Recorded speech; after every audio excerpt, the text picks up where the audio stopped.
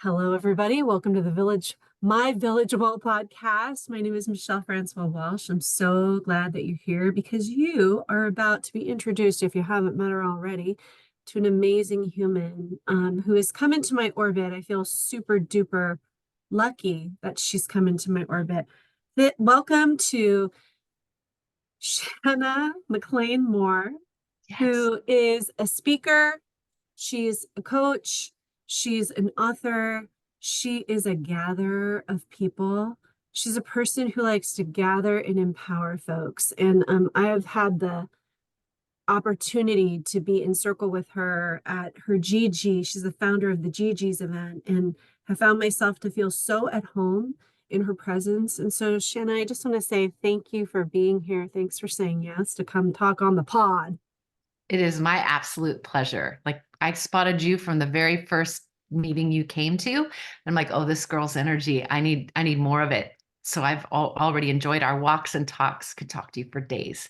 Yeah, it kind of feels like, you know how you meet someone, you're like, I already know this person. I feel at home with this person. I could say anything to this person. She's not going to judge me. It feels very uh non-judgmental, unconditional, and I'm thinking we're vibing at a similar frequency. Except every time I'm with you, I learn something new about you, or I'm like, man, you're such a natural at being with other people. Like to me, it feels like it. Have you always been that way? Have you always been drawn to having conversation, getting to know people? Were you that way when you were little? Is it something you developed over time? Well, I love the first thing I thought of when you said that was that my parents used to get so mad because when they'd host birthday parties for me when I was a kid, I would always run in the other room and cry. So I guess the answer is a solid no to that question. I don't know if I felt uncomfortable with all the attention on me or if Yeah. the guest list was wrong or I didn't like the presents or the cake. I don't know what it was, but I wasn't a great birthday party celebrator. But as I get older, I just realized that like I'm a lover of backstories. I'm the Mhm. girl, like American Idol just started back up again. And when they get to the backstories, like I want to vote for everyone whose story I know. And I feel that way about life too, right? Like you walk around and you look at people and they look like they have it all together. But then if you stop and look at them, you know, just like me, they've got something that's paining them right this minute. It's either financial or a relationship problem or grief or something. Everybody has an unrealized dream or something that's in their craw that is causing them some pain. And I think it's beautiful to know that and to remember that because it's easier to root for your fellow man, even when they're cutting you off on the road, if you can kind of think about that, right? Oh, wow. Well, we could end the podcast right there. Oh, well, it is. And so I love finding out like what drew you to this work. And I actually Yeah. don't know that I know. I mean, I know you're maybe supposed to be asking me questions, but I kind of want to ask you, like, why did you start this? Mm. Well, it's like we hear that quote by, Toni Morrison. I believe she's the one that says, you write the book that you need written or something like that. I'm not saying it exactly right, but like, I mean, Village Well started because I was seeking community for myself. And I realized, I need to build it. I got a big nudge, from the girl upstairs and a big push, and so I see that you're doing something similar like with the GGs, and that's how I was introduced to you. So can you tell us a little bit about the GGs, how that came to be, how what it stands for, and kind of what your wish is for that community?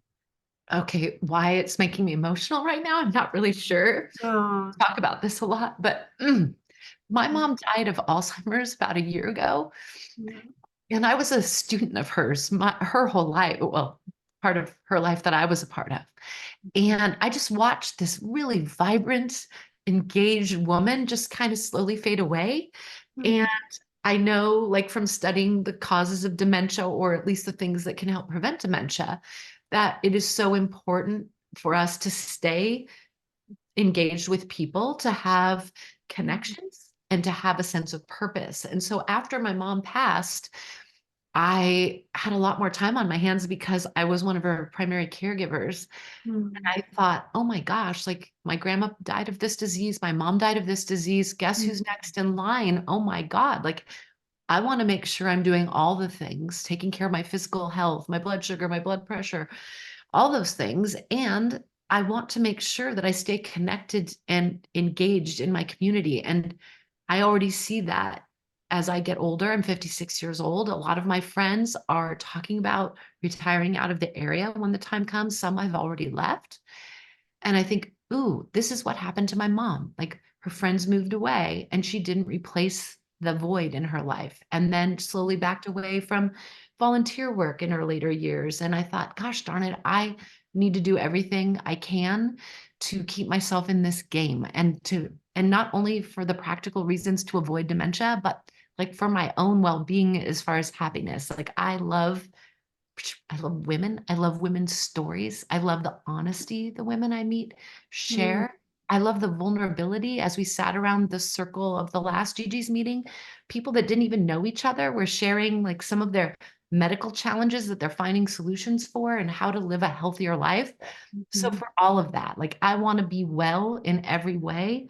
And I know it is something that you have to work for. And so forming the Gigi's was a way to bring more visibility back to aging women because for some reason only young people are desirable in our society. And I thought, well, together we will always be visible. And so that is really the crux of it.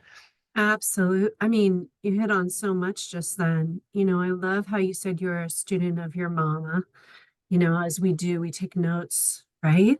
Of what is working and maybe what can I change as I'm entering this second act of my life.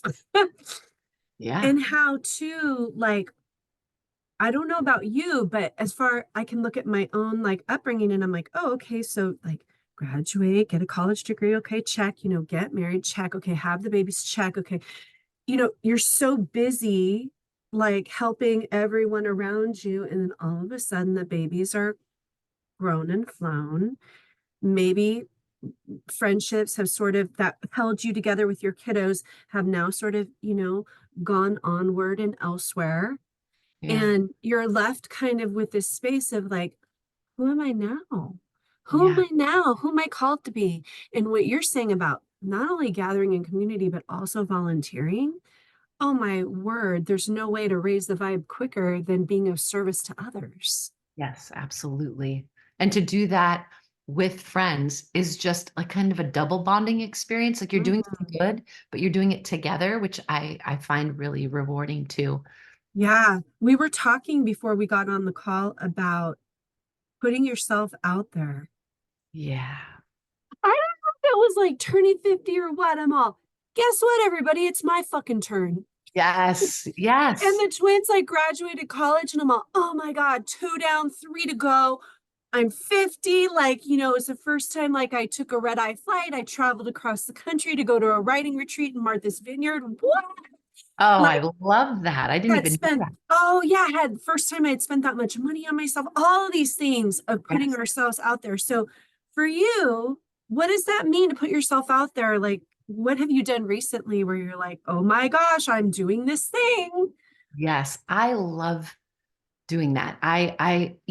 People make fun of me because I'm the world's biggest chicken for physical safety. Like if there are ever has been a report of a bear in this certain area, like I'm out there with a bullhorn and a whistle. Like they're like, Shanna, I think you can relax. I'm like, I can tell you I will not die by shark or bear because I will not put myself in such a situation. Like I'm that girl. I would never Yeah, jump out of a plane. yeah. I'm doing nothing to endanger my physical self. As far as my ego, I put that bitch in danger about every other month because I get these ideas and I'm like, I'm just going to go for it. And the Gigi's was a huge act of vulnerability for me because, they say build it and they will come, but that's not always true. You can build it and they won't come. I've had a lot of my endeavors kind of not come to fruition and it's really hurt my feelings. For example, a year ago I created this whole parenting class and it had coaching principles and I thought I had it all figured out. Not one single enrollment. And I spent months reading, researching the whole thing, doing cute things on Canva to develop it. Nobody signed up. So when I say like they don't all work out. What I did this weekend is I went to the San Francisco Writers Conference and I pitched my memoir that I've been working on for 2 years. And I watched two agents kind of look at me in that sort of way, like, oh, like, how are we going to fill the rest of this 8 minutes? Because we're not really feeling what you're talking about. And so I was hurt. I went back up to my room and licked my wounds afterwards. I'm like, okay, Shana, you knew the odds were not in your favor, but like, let's get back out there and learn some stuff and meet some cool people. So I did dust myself off and get back out there. And yeah, it's intimidating.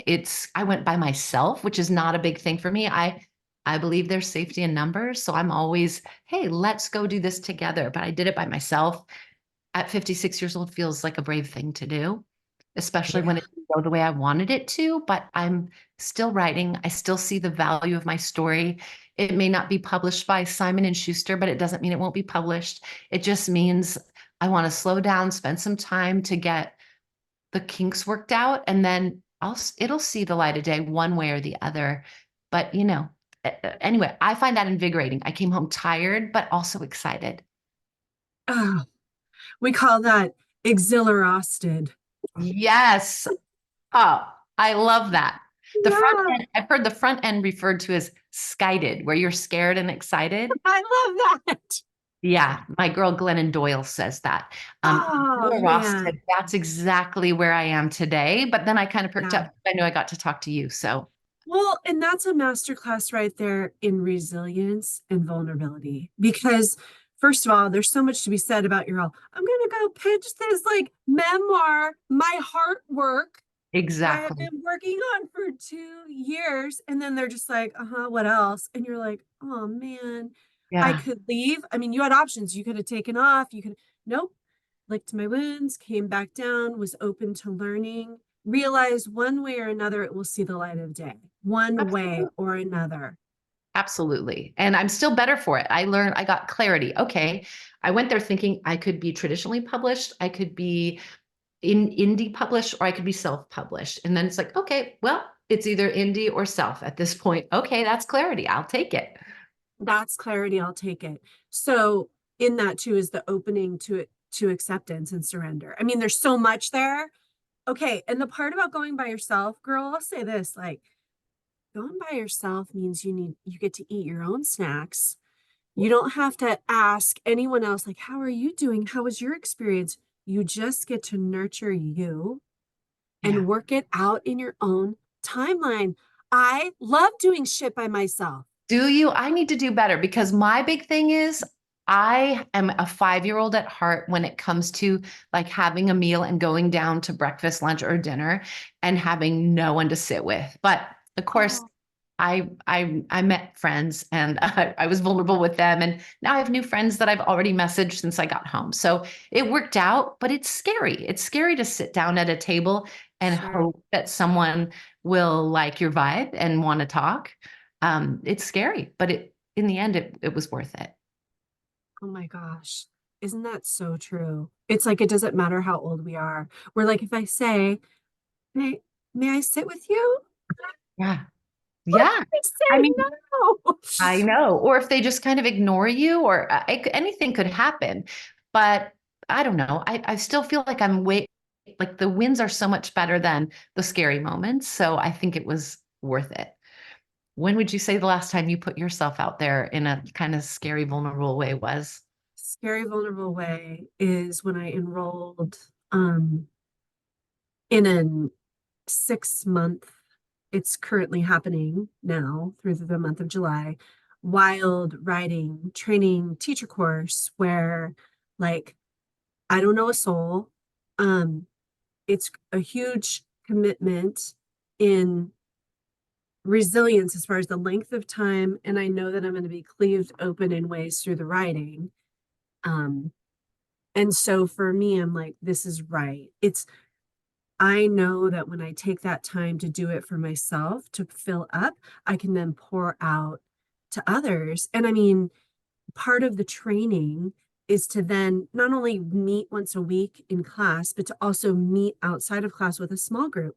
And it was like first week of class, people had already established small groups. And I'm like, I'm not ready yet. I'm not ready yet. I need like a month. I need like a month to settle. And I was so glad that I respected that, that I didn't feel mm, pushed in or like I'm all, no, I'm honoring what I need right now. And sure enough, there were about 4 other kindreds who sort of felt the same way. Like, hold on, let's let the dust settle. All right, now we're ready. And we're starting this week, this Saturday. So That's awesome. And like you said, the kindreds, you'll probably have a lot in common and their work will probably resonate deeply with you and yours with them. absolutely. Yeah. I'm like, I think being an entrepreneur as we are, um, I think that perhaps folks can look at us in a certain way and be like, she's got it all figured out. And, she knows. No, we don't. No, no, it's just I know how to dust myself off after disappointment and go to the next thing. Like that's really the only thing I know at this point. Yeah. So, And that you end up meeting people like I went to this dinner where everybody could pay, an X amount of dollars to go to this group dinner, and there were 40 people that could attend this dinner. okay. So I'm talking to this gentleman as I'm walking up, and turns out we're the last two in. So the two tables of 20 that looked like the exciting tables were filled. So we were in this overflow table of eight, and it ended up being 8 of us. Okay. And I'm seated with people that I would never find in this life. 4 of them ended up being sci-fi writers. And I was just feeling a little saucy. And I said, guess what, guys? I can't stand sci-fi. And they're like, and so we just got into this great conversation about why I shouldn't hate sci-fi. And so anyway, it could have bombed, but I met these really interesting people because I kind of had to, right? Like I had no friends and I had to go out there and make it work. And so we just exchanged a group email today because we all like had really great conversation about centered around what we write, how we're going, how we'd been humbled by the pitching session and all of that. Sure. It's just a really cool get myself out of my safe little bubble where I know where everything works. Like, frankly, we were in San Francisco and I'm such a suburban girl that it feels like an entire lifetime ago that I Yeah. lived in San Francisco when I was young. And I'm looking out my window and there's this, tattoo parlor, love psychic, nail salon, all in this one building. I'm like, man, things you don't see in Almaden Valley, it's really kind of Right. Right. Well, and also like what you're saying about sitting at this overflow table, you met new friends and also like how can we support one another? How can we like help each other here? Because like we're each in our own lane, but like I have found so much joy in co-collaborating with other folks or like bringing teachers into the village or I see you doing that with the GG. So like for folks that are interested in coming to a GG meeting, like what does that look like? What's the setup and what should we expect in a circle like the GGs? Okay, well, the GG stands for Gathering Indivisibly, Growing Inspiredly, because my one friend said, that sounds like too much of a grandma name. Like, we need to give it some sauce. I'm like, okay, well, it'll stand for that. And so there are 3 focuses: to gather, to grow, and to give back. So every monthly meeting is about being social. There are snacks and drinks and Mhm. social time before the speaker comes. And then the grow part is the speaker, the topic. The next topic is ask the therapist. And there are all kinds of topics that are sort of buzzing about in this stage of life, like how do we navigate our relationships with our adult children and Mhm. or their partners and how Mhm. those affect the family dynamics. So that's one of the topics we were talking about. Grief, which a lot of us know at this phase of life. Mhm. And then the third part is giving back. So once a month, we gather for gathering and growing. And then the opposite month, we give back together. So that's basically the model. So the social time, instruction time, small group time, usually. And it's a 2-hour meeting at the San Jose Clubhouse. Our next one is March 20th. Everyone is welcome. All right. I mean, That's what I'm talking about. I'm talking about finding people you can saddle up next to, have beautiful conversations, sort of enlarge your circle in community, and learn as we go about this journey. And so, Shanna, is there anything else that I haven't asked you that you want to share with the villagers right now? Hmm. Well, I just think that we are like our goal at this stage of life is to stay interested in the world. And I think Mm-hmm. that's the magic ticket for this chapter because it seems like as we age, it's easy, well, especially since the external world seems to kind of ditch us. Like I know a lot of people getting laid off right now and having a hard time finding more work in their mid 50s and 60s. And so it's easy just to start your slow retreat. And I say hell no to that. Like let's keep it connected to one another, keep learning new things, keep getting out in the community, keep showing people that we're vibrant, interesting people who have a lot to offer, which should go without saying, but somehow it doesn't always feel that way. And that together we are always visible by sticking together. So that's Absolutely. Yes. And also, like if there's a place you want to go or a thing you want to see or a song you want to sing or a, class you want to take, sing it. oh my word, do it. Like Yes. Yeah. do it, and do it with people you love. Uh, I'll just say, I just came back from Nashville and it took me about a week to recover. But I mean, the Grand Old Opry, I can die now saying I have been to sacred holy ground. I don't know any other way else to describe it. So, nothing is promised. Let's stick together. Yes. And not be so focused on the outcome, but instead, like that whole journey destination thing, it sounded silly and trite when I was younger, but now I'm like, it absolutely is about the journey. Am I making my life interesting today? What can I do that's going to make it a little more spicy than it was yesterday? What can I do instead of focusing on, is a publisher going to choose me? Is a boss going to hire me? Like what can I do today to make my life richer? Oh, well, I think that's a beautiful place to leave the villagers. What can we do today to make our life a little richer? Take a moment, pause, give yourself the grace to think about that and move forward and know that you have people rooting for you, celebrating you, cheering for you, like Shanna and myself, that we're here. I'll have all of Shanna's notes in the show notes, all of her information in the show notes, and just wishing you so much, so many blessings, to be well, to take good care of yourself. And we will see you soon. Much love to you, villagers. Go out there and get it. Big love.